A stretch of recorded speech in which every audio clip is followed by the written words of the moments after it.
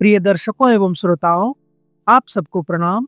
Hindi tell book में आपका स्वागत है। मैं हूं मोहित और आज आप सुनेंगे रघुवीर सहाय जी की लिखी ये कहानी विजेता। तो आइए हंसते मुस्कुराते शुरू करते हैं आज की कहानी। सौर का कमरा उस गंध से भरा हुआ था जो सुलगती हुई अजवाइन और कड़वे तेल के दिए से मिलकर बनती है, और वह साफ पुराने कपड़ों में लिपटी हुई लेटी थी। वह दरवाजे पर आकर रुक गया। वह वहां होगी, उसे जो कुछ हुआ है उसके बाद कैसी और कितनी बदली हुई, और वह भी वहां होगा जिसे अनेक बार उसने कामिनी के शरीर में अनुभव किया है, अपने और उसके बीच और उन दोनों से स्वतंत्र। क्या वह जानता होगा कि मैंने उसके साथ क्या किया है? मैं उसे देखने को लालायित हूं, जानते हुए कि मैंने उसे नहीं चाहा था और वह फिर भी है। अशोक ने कहा, उसने मुझे क्षमा कर दिया है क्योंकि मेरे मन में उसके लिए सिर्फ प्यार है, अगर प्यार का शब्द जरा भी व्यक्त कर सकता है जो मेरे मन में है। वे दोनों अभी कुछ वक्त तक संतान नहीं चाहते थे। दोनों के कारण अवश्य अलग अलग रहे हों, पर उसका क्या महत्व है, क्योंकि अपने शरीर के इस्तेमाल के बारे में दोनों के विचार निश्चित थे। उसने भी ना चाहा था कि ऐसा हो, पर असावधानी से जो कुछ हो गया था वह अंततः उसके ही कारण हुआ था, और उसकी संगिनी गर्भवती थी। यह मैंने किया है और यह स्त्री मेरी स्त्री है। वह इसे नहीं चाहती है और मैं, जो कि उससे ज्यादा ताकतवर हूं, इसका कारण हूं। सब ठीक हो जाएगा, हंसकर उसने कहा। एक भयंकर सी बोतल उसने निकाली। कत्थई सी तीखी गंध वाली चीज थी। सूंघा और आंखें आधी बंद कर बोला, तबीयत खुश हो जाएगी और छुट्टी मिल जाएगी। 2 दिन तक कामिनी का सारा शरीर जलता रहा, जैसे गहरे अंदर किसी अंगीठी में आग जला दी गई हो। वह चुपचाप प्रतीक्षा करती रही, कभी कभी आंखें खोलकर देखने की कोशिश करती, मगर चारों ओर केवल लाल लाल दिखाई देता। क्या शुरू हो गया, वह सोचती, पर फिर अंदर सब ठस हो जाता, जैसे कोई तनकर खड़ा हो जाता है और वह झपक जाती। 2 दिन बाद वह चोर की तरह उठी, बोली नहीं और काम में लग गई, और कुछ दिन ऐसे ही बीत गए। कुछ फायदा नहीं हुआ? अशोक ने पूछा। मुझसे तो कहा गया था कि यह काफी होगी, मगर शायद तुम्हें इससे ज्यादा तेज कुछ चाहिए।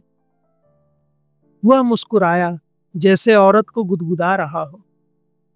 मैं सब ठीक कर दूंगा, तुम डरो नहीं। तुम कर ही क्या सकते हो? वह बोली।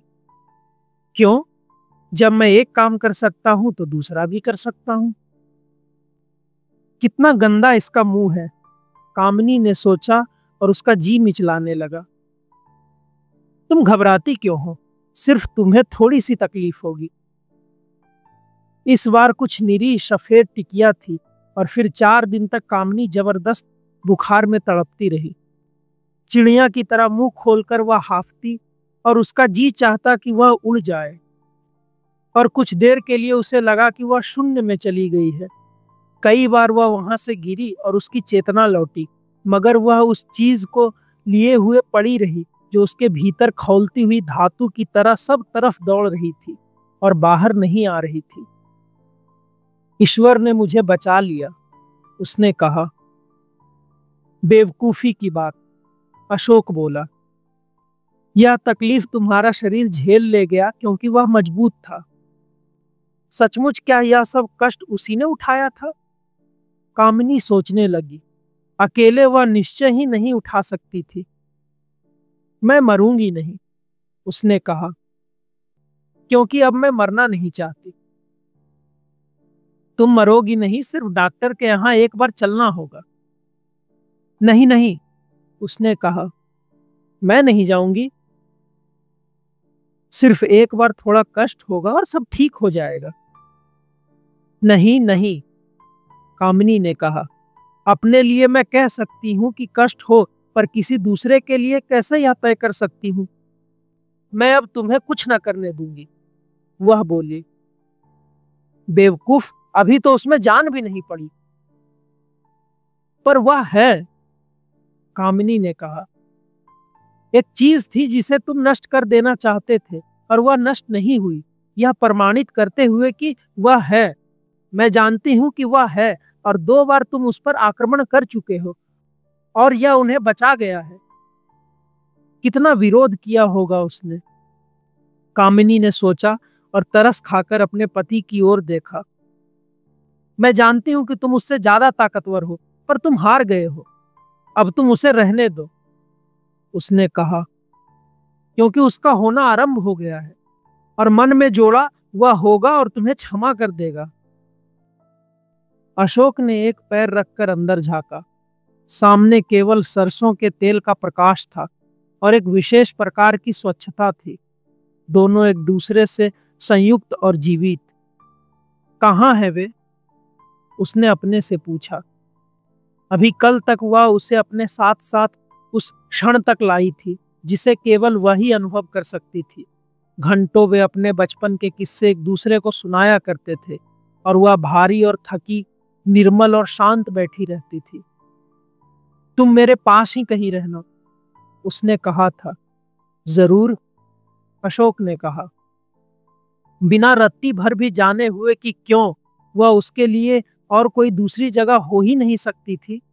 उसने सोचा और अंततः वह वहां था, पास ही, और उस अनुभव से अपने में गुजरता हुआ जिसमें से उसकी पत्नी अपने संपूर्ण शरीर के साथ गुजर रही थी। उसने 2 कदम बढ़ाए। वे वहां हैं। अपने बड़े से शरीर को कई जगह से मोड़ते हुए तिपाई पर बैठ गया। कामनी इस तरफ पीठ किए लेटी थी। वह है मेरी स्त्री, कितनी सुंदर और नई, पर वही मेरी पत्नी। उसका दिल चाहा कि यह अंतर जो हम दोनों के बीच है हमेशा हमेशा के लिए बना रह जाए।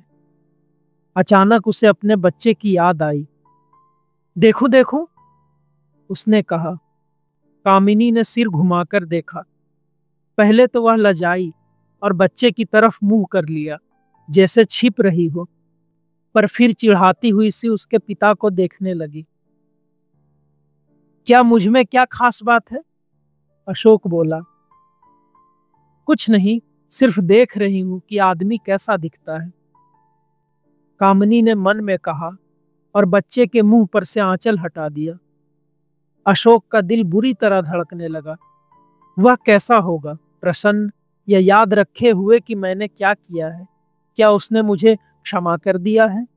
मुझे क्षमा कर दो, उसने कहा और उसका चेहरा खिल उठा। लाल मुट्ठियां बंद किए हुए और उसकी स्त्री का स्तन मुंह में लिए वह अनायास अपना अधिकार भोग रहा था। ना उस पर कहीं कोई निशान था, ना कोई खरोंच या दाग, कुछ नहीं। यह जीता हुआ आदमी है, अशोक ने कहा और हंसी रोकने से उसका चेहरा दीप्त हो उठा। लड़के ने अपने बाप की ओर देखा ही नहीं, ना कुछ समझा कि यह कौन है और क्या चाहता है। उसे जरूरत भी ना थी। आंखें बंद किए वह निष्प्रिय भाव से अपना काम करता रहा और कद्दू जैसा पड़ा रहा।